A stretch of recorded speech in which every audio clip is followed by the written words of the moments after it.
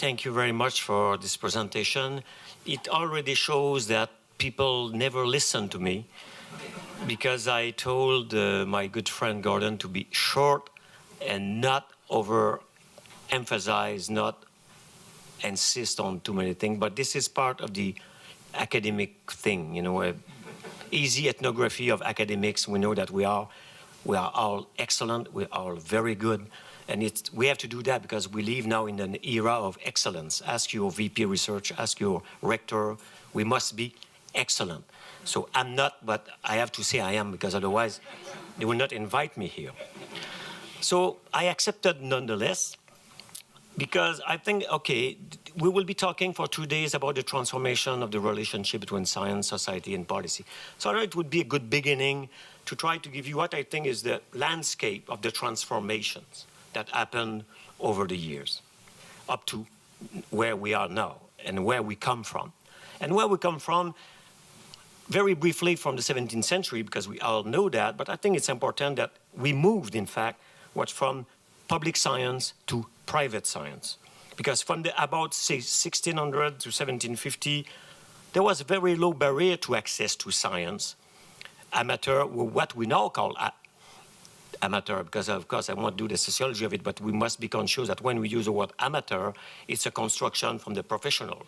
There's no amateur in the 17th century. There are natural philosophers, there are physicians interested in optics, in astronomy, in everything. There are priests, a lot of Jesuits doing science. They're not amateur, they are natural philosophers. And the classic book of our friend and colleague Larry Stewart from the University of Saskatchewan is exactly about the rise of private science from about 1600 to 1750. But then there is a second part on which I think less has been written on, which I called in part a section of the paper that he mentioned about the social and epistemological effect of the mathematization of physics. I had a section in honor to Larry called The Rise of Private Science. Because there was a rise of private science. And just to give you a very brief example, you can recall that if you go back as early as 1900, between 1896 and 1900, with the discovery of X-rays, it was still public science.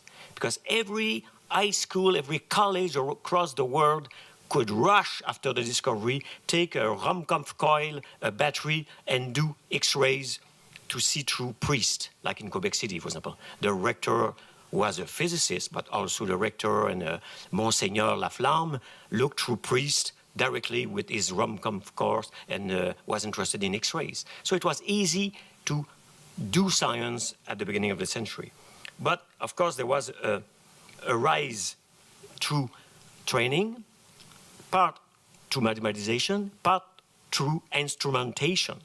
We could give the example of chemistry at the end of the 18th century when Lavoisier was in fact a tax collector, was so very rich as collecting tax, had big scientific instruments that nobody else had. And some complaints, like Priestley, that discoveries made by the apparatus of Lavoisier could not be taken as proof as long as all the others who do not have the same instrument could not repeat this with simpler instruments. So he was conscious that something was going on when you need so-called big science. So there is a move toward privatization of science. So now we live in this time of essentially private science. But now, over the last years, we have been talking about a return to public science through what is often called citizen science. So we'll come to that. But what happened now is that for a long time, essentially since 1945 to go fast to 1975, we had what we can call a first social contract between science and society, which is usually presented as incarnated in the document published right after the Second World War as a report to the President of the United States by Vannevar Bush. Because as you know, during the Second War, all scientists were engaged, were enrolled in ending the war. So toward 1944, they said, yes, we know the war will be ending about in a year. What do we do with all those scientists who are on tap and now they have to go back to do something? So they asked Bush to write a report. And this book has been celebrated as the kind of social contracts of the Republic of Science. Okay? Science, the Endless Frontier. This is a typically American title. You know, the American imagination was the frontier. After they went to the West by getting rid of all the Indians in between, they arrived at Pacific Ocean, so that's the end of the frontier. So in 45, Bush was bright enough to say, no, there is another frontier, and it's an endless one, it's science. That's the imagination which made this report a classic one. But of course, this report, we can say as a validity was valid for 30 years, the 30 glorious, 45, 75. But in fact, it's just the contract. It's not a new thing. It's the professional ideology, spontaneous professional ideology of the scientists, starting with the notion of pure science in the 1870s. And in Canada, since our culture is quite different from the US, in fact, this Republic of Science was incarnated as early as 1916. We don't need Bush 1945 report to understand the Republic of Science. We need it to understand the origin of the National Research Council in 1916. And already from 1916, the National Research Council was supposed to do the organization of the relationships between university and industrial research. So they take the best scientists at the time, John McClellan, Department of Physics from Toronto, people from McGill in chemistry and physics. They sat around the table and they realized that there was nothing to coordinate. They said, if we add up all the research and development across Canada in 1916, it adds up to the budget of the MIT. So they said, okay, there's nothing to coordinate, let's create things. So in fact, the legacy of the NRC was to say, if we give money to pure science, ipso facto, and I cite them, ipso facto, we will get applied science. So the famous linear model that you start from pure science, you go to application and you get innovation, is the spontaneous views of the scientists. It will be put by Vannevar Bush in a book that will be read across the world, but it does not begin there. It's already institutionalized in the National Research Council. And this thing is this view of the Republic of Science. How does it work in terms of policy? I think it works a bit like that. Of course, like any model, it's a simplified one, but it's pretty close to what was a long time in practice what scientists like. And in fact, this model even explained, at contrario, their reactions now to what I would call a new contract for science and society, which is quite different from this one. So you start from the citizen, and what does he do? He elect representative, like Harper. Okay? It's democracy. You elect a conservative government. Then the government makes decision, finds its priorities. For example, last week in Quebec, they have a new national science and innovation policy. It's a document of the government. He decides on its priorities. He announces them. And then you have this Republic of Science, where you have granting council. And here, it's the National Research and Engineering Research Council, and CERC, Social Science and Research Council of Canada, and Humanities, CERC, and CIHR, the Canadian Institute of Health Research. Usually up, at least to the 70s, it's okay. We think science is important. We give grants to those organizations. They make peer review. They give that to the best experts because they are the one in the know. That was the view of Bush also, that scientists know who's the best, give us the money, tell us on which domain, okay, physics, chemistry, blah, blah, health, but you don't choose. We choose through peer review.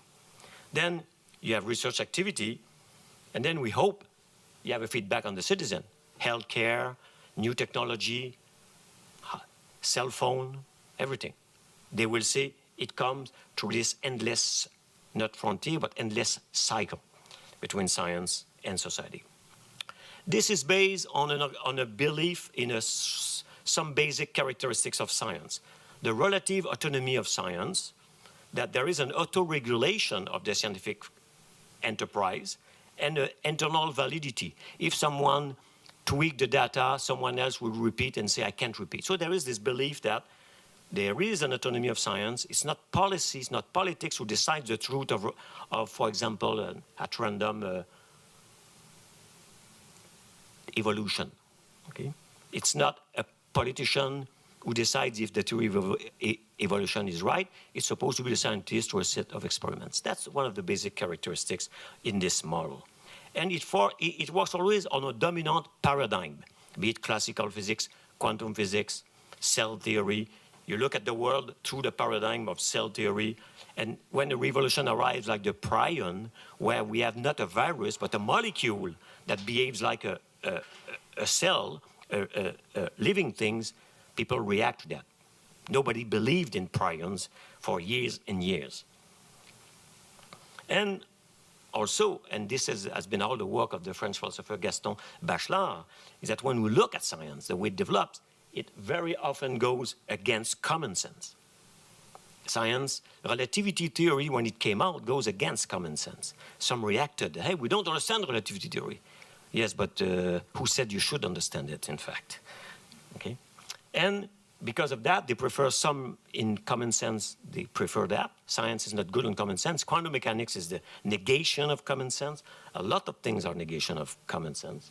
And because of that, it's much more difficult for amateur. There's no real place for amateur there. Of course, except if we need small hands in botany, bird watching, but small things like that. And it's very conservative, of course. Kuhn said it in his book on the structure of scientific revolution. Science is a conservative system. I give just the example of the Helicobacter pylori that you may know, that no physicians believed in that. Those Australian physicians had to test those things on themselves, show that it did, in fact, was this microbes that was the source of stomach ulcers. And they finally got the Nobel Prize, which is the proof that they're right, for the scientists. Now they believe them. And of course, the other case that I come to mind is the liquid crystals, which is a kind of contradiction in terms for physicists. A crystal was something solid with bonds, regular structure, until we found liquid crystals. And it took time to convince scientists. So science is conservative. So this system of the Republic of Science and this implicit nature that scientists knows gives us what I call the principle of the doctor knows best, okay? You look at the poor young daughter, she is silence, anxiety, and she's waiting for that diagnostic, and then they will move accordingly. But then in the 60s, we have the awakening of a critical thinking on science for many, many reasons, of course. We had this famous book, 1962, Silent Spring. Rachel Carter says, look, science and all those benefits, there are drawbacks to that with chemicals, DDT, stuff like that. So it launches what will become, of course, the ecological movement. It takes time. It's not the year after 62 that everyone says, hey, it's dangerous. It takes time. But 60s and 70s are the awakening period. And I will give another book, which is very important in France, Autocritique de la science, by physicists, 1973. Those were active physicists, not left-wing pseudo people who never thought about science. This guy is a well-known physicist, got prizes in physics, and said, okay, that's enough. Now physics is too much in the service of the military. And one in 72 or something like that, Murray Gell-Mann, the inventor of quarks, went to Paris to give a talk on physics and elementary particles. The gang of friends of Lévy-Leblanc went there and said, before you talk about quarks, let's talk about Vietnam War. Let's talk about the JSON groups who work for the army, who created the bombes à billes, the napalm, and everything. So Gell-Mann says, no, here we are in the physics department. I talk about quarks. They said, no, you will not talk about quarks. If you don't talk about politics now, you get out of the place. So there was a big uproar. There was no talk on quarks. So it was a really critical time when they say, you cannot tell us that here you talk about quarks, and in society there's Vietnam War. We don't want that separated as smoothly as you think we should, for right or wrong. But that's the 60s and 70s. Times continues, and then we were used to have trust in experts, okay? We have trust in scientific journals. Right? We read, hey, every journalist says, yesterday in Nature, they said that. in the latest issue of Science, they said that, which means it must be true. But then you have journals like Australian Journal of Bone and Joint Medicine, Australian Journal of Cardiology, General Practice, Clinical. And this is, in fact, a series of pseudo-journals created by Big Pharma. This has been shown by court proof in Australia. Okay, so we say, okay, do we believe in those scientific journals? And then now we have scientific societies. We are used to say, okay, according to American Association for the Advancement of Science, this thing and that thing. So let's look at those, very interesting. We are all for greens, we're all for greens. You know, it's like apple pie, we cannot be against that. So I would like to put my money in the Global Climate Coalition, because I don't have the time, but they are good to do that, or the International Council for Environment. Until someone showed me that, in fact, it's a front from the petroleum industry, okay? And what is junk science? We are all for junk science, all against junk science. But when we look at it, junk science is any science that criticizes industry. So it's a kind of Orwellian discourse that junk science, you cannot be for that. But junk science, the way it is defined by the petroleum industry.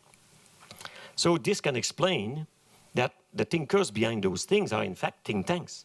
The Cato Institute, the Marshall Fraser Institute in Canada, people like that.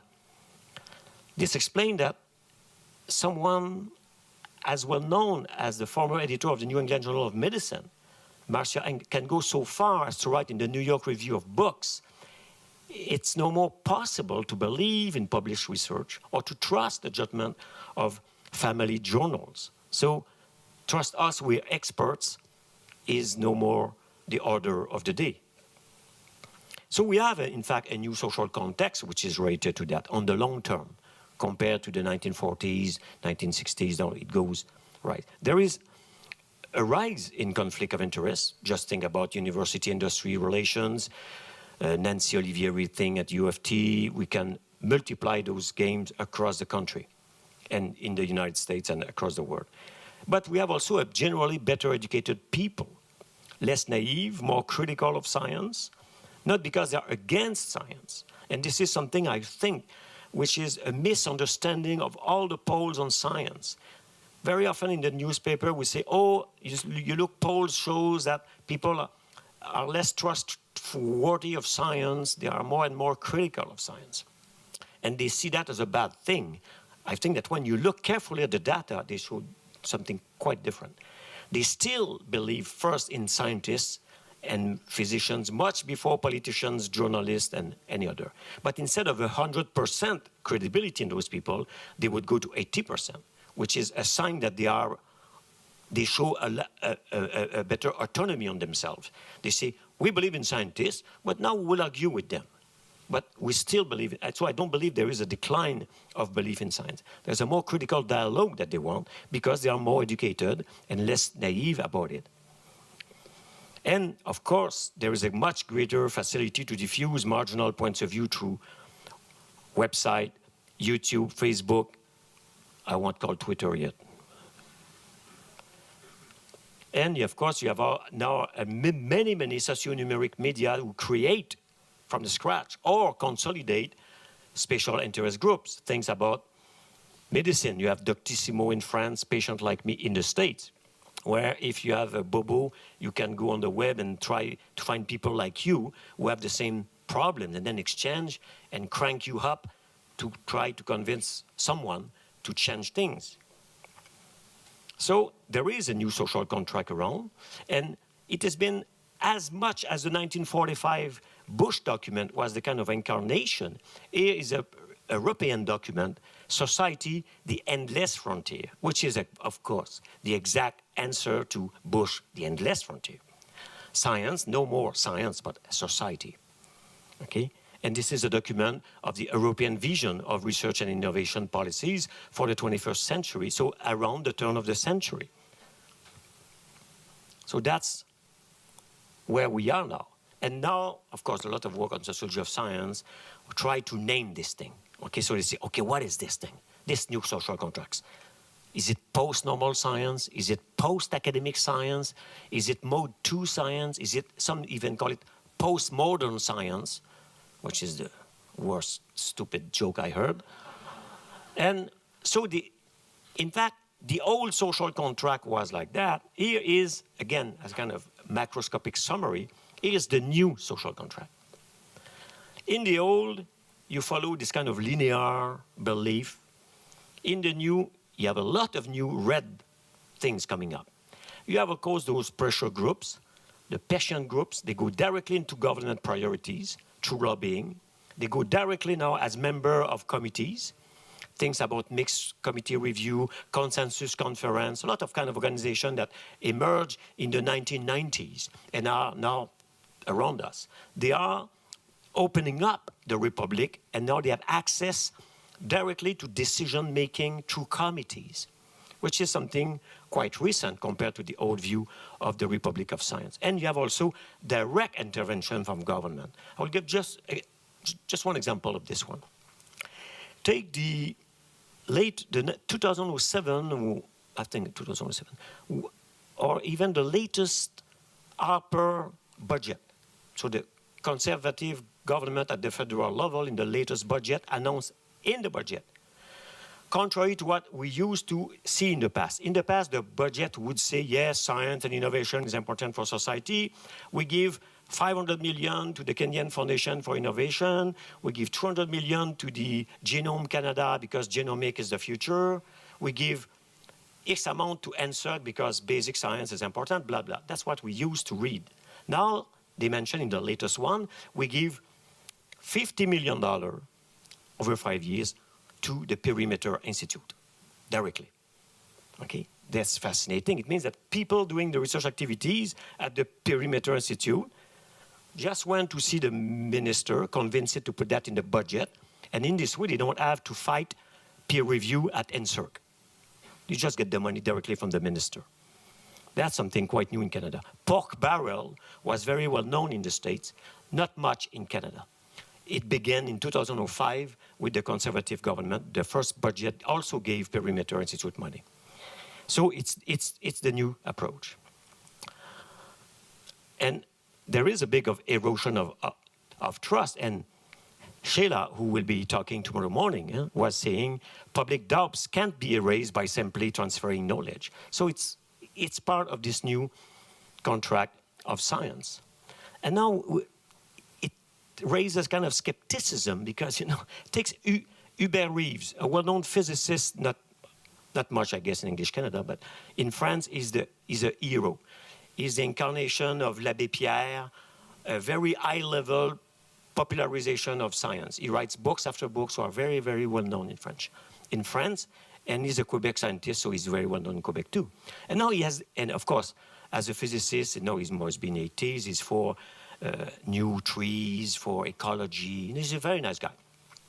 Then, of course, someone created the Institut Hubert Reeves. I would be glad to do someone say, hey, Gingras, I want to create the Institut Yves Gingras. But then you realize that this famous institute behind it was, in fact, the mining industry. So he had to say, no, you won't be able to use my name on this. But at first sight, he was a nice guy. He said, I didn't ask much question. They asked me to use my name. And scientists in general, and academics and intellectuals in general, works, I will give you the secret, not on money. They works on symbolic capital. They like that they say they're good. They like to be said they're brilliant. So if you see Hubert Reeves, you're brilliant, I want to use their name, he says yes. Now you realize that you should make some inquiry before saying yes. So there is a real problem. And now, same thing. In Quebec, there was a coalition called, very nice coalition, for work, for research on cancer. Who's against research on cancer? Nobody. But then people scratched this organization who pushed, and they realized that who's behind priority to cancer, it was pharmaceutical companies who use those groups to convince the government. So who should we believe? So there is a real problem. Then there is the generalization now of pressure group who want to have the government intervene on their problem. The well-known case in sociology of science, of course, was the case of the work of Epstein, who works to show that in the case of AIDS patients, they played a very important role in the States to change the way the research protocol were done, and so they wanted to have a say, not only as subject to be used by scientists, but to discuss with themselves, to change the rules and participate in the priorities of the research topics on finding a cure to AIDS. But it's not only the case for AIDS, it's the case for cerebral palsy, autism, and also on many. So there was a lot of paper a lot of articles in the newspapers, and in the case of cerebral palsy, which is not much known, even one of the guy activists says, in fact, we lack a strong group pressure as the other one to convince government to invest in those things.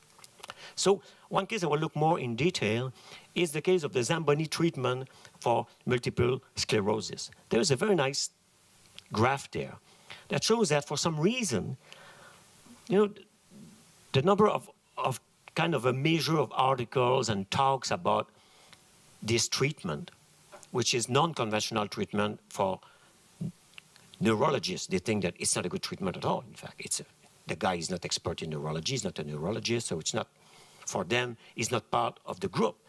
So it's in Canada where we have been talking the most about this. Most countries not talk much about it. So it's in Canada and in Italy, of course, because Zamboni is an Italian.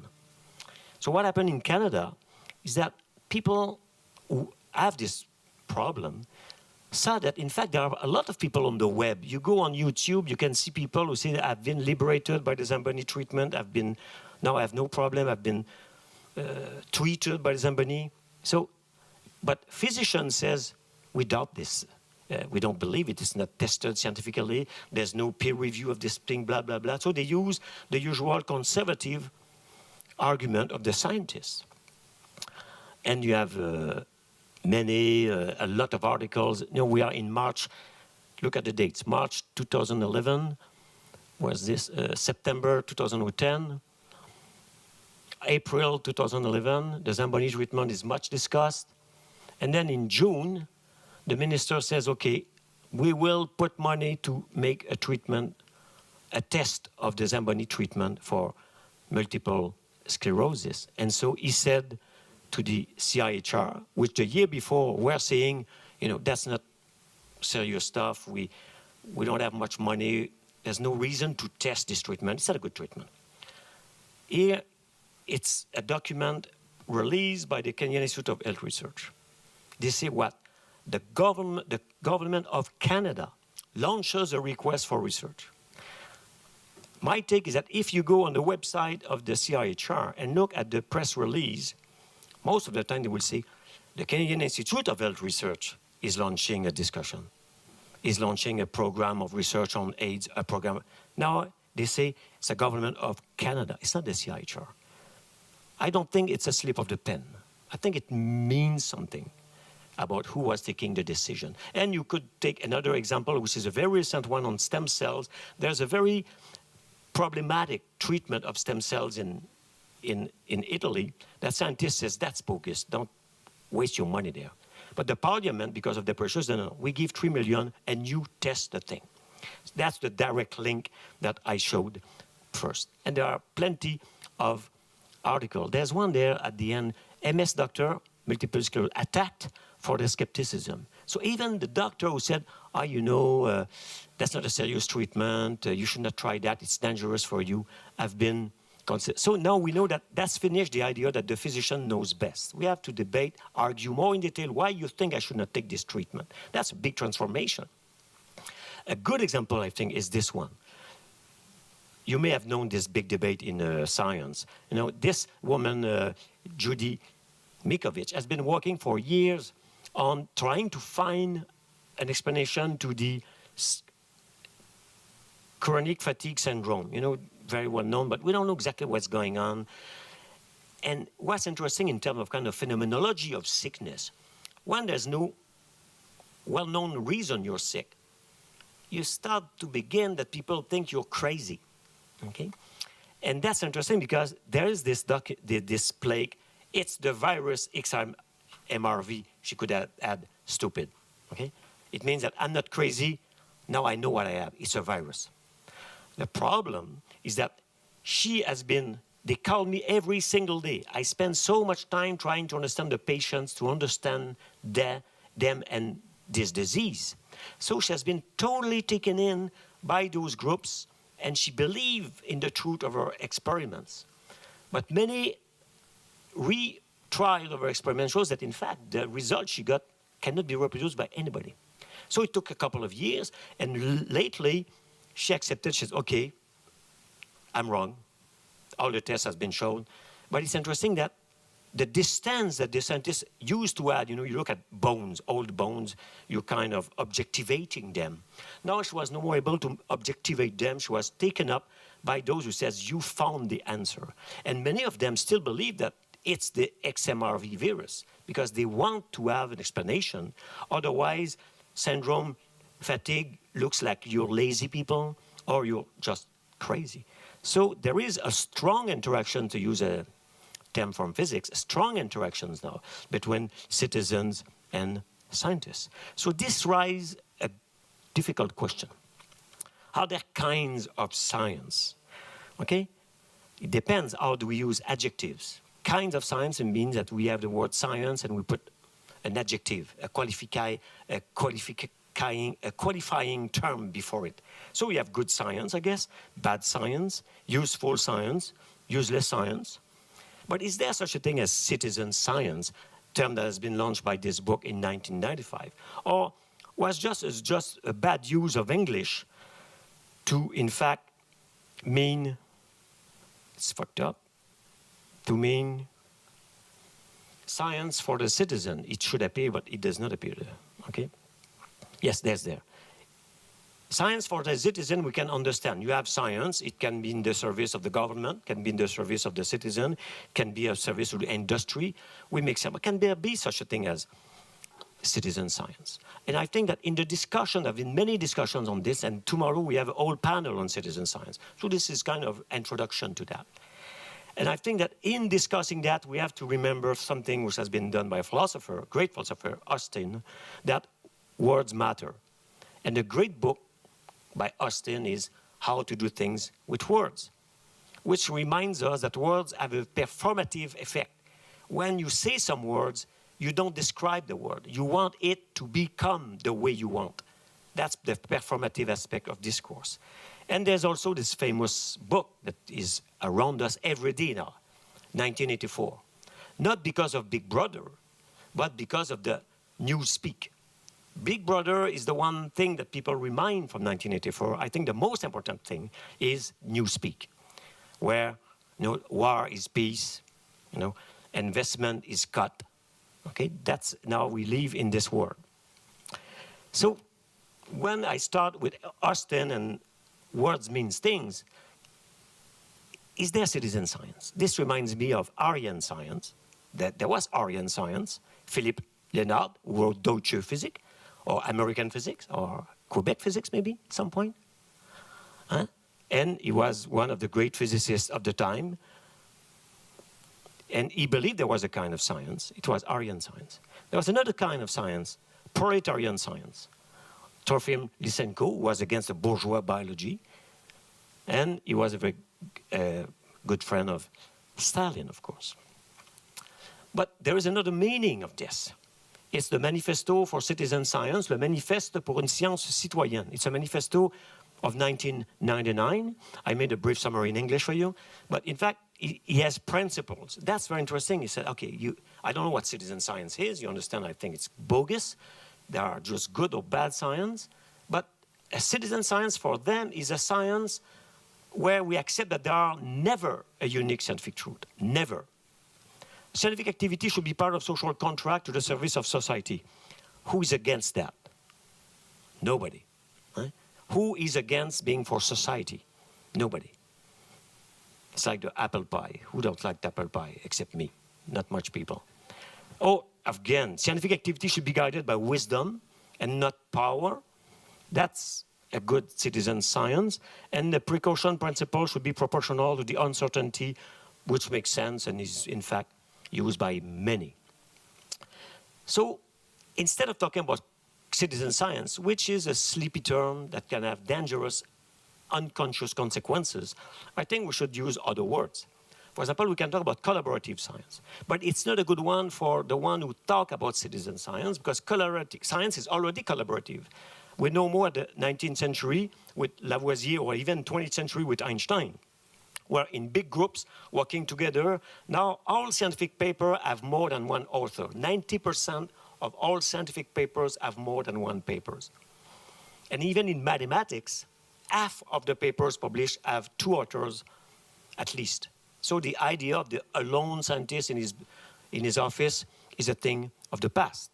In biology, there's not a single paper except a review paper written by assistant and signed by the head of the department, of course, but most of the time are team research. So participatory science is a term that now is more and more used in France, la science participative, because participation is the idea that there's a lot of people around talking to each other. So there's the idea of heterogeneity in participation. So it's a better term, but also it depends on discipline. Part of the problem I have with some of the literature on this is that they talk about science as if science existed and it could be discussed in an abstract way.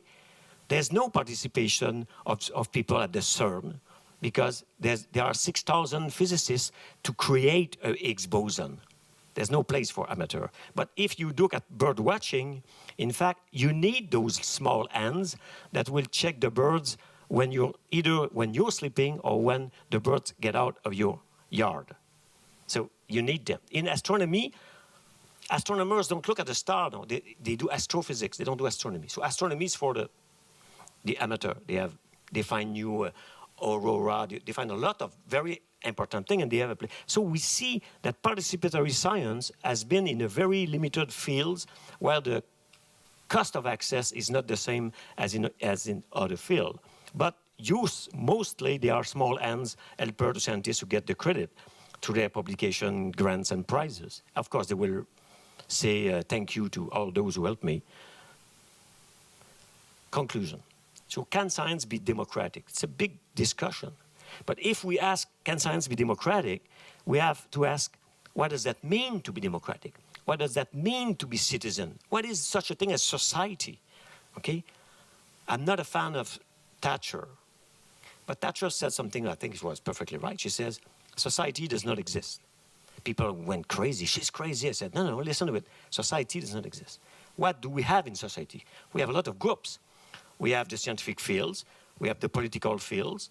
We have the economic fields. We have the family, the way it works. It's a pre-capitalist thing where you help each other by gift and counter-gift. And you have the capitalist society where you pay for everything. So it's not society. It's a very stratified system with interaction between very different fields. You have the religious fields. So it's impossible to analyze society. But we have in society mixed forums, which are existing, as I told you. Now you have consensus conference. There's a lot of new groups in society that are helpful to raise questions that in the past said, the doctor knows best. Now the doctor does not know best. We go to the doctor after having went on the web and we have a list of questions to him. Should we buy this new pill? Why don't you give me that pill? He will have to explain to you that he's right or not. Or he may even change his mind after going himself on this same web. So we have things are changing. And those mixed forums, and I don't say, in case a question come on this, I say mixed forum, not hybrid forums, because I don't think they are hybrids in the real sense. They are mixed. Mixed can be unmixed. Hybrids cannot be defeated. So hybrid forum is a performative discourse, not a descriptive one. So I use mixed forums, because a mix can be demixed, if we can say. So it provides exchanges, and it also forces leaders of scientific community, which are very often enclosed in their paradigm, to seriously evaluate and test new avenues that seem impossible to them. The very fascinating thing with the Zamboni treatment is that from a purely classical epistemology of the positivists, those who force to test the Zamboni are the more scientific, because they are saying to the scientists, hey, you think you know that the Zamboni does not work, you have not tested it. No, but you know, it's incompatible with neurology, blah, blah, blah, the myelin. I said, no, you have not tested it. And basically, at the end of the day, you have to test it. So it's a paradox that those groups put pressure on the government to do science, while the scientist says, we don't have to test this thing, we know it. So it's good to have those groups, those forums, in practice in some cases. But it can also help because radical new ideas, as I said, often come from outside of the box. Not always, but from time. The problem is that there's no general rule on this. So we have to go case by case, and there's not such thing as a science should be democratic. Can the demonstration of the latest Poincaré theorem be a democratic thing? Of course, it's nonsense. So, in fact, decisions are always the results of a struggle between competing interests. We see it in Canada. We see it with the conservative government. He has his priorities, which are not the one that many scientists have. So they just have to understand that they have to decide for whom they vote the next time. So there are political interests, economic, ideological, religious interests. Those are clearly in society, and they're debating. So there's always a danger, I think, in trying to enroll science in the abstract science in the service of an ideology, even one that presents itself under the guise of the citizen. An abstract notion that is always manipulated by interest group. When the government wants to say something, he says what? He says, the population says that. Of course, it's a lie. The population never says that. It says many things. And he listened to one of them, so he's deaf to many of those citizens who have a different discourse. And in the end, and that's my conclusion, the reason why we have to take care is that hell is paved with good intentions. Thank you.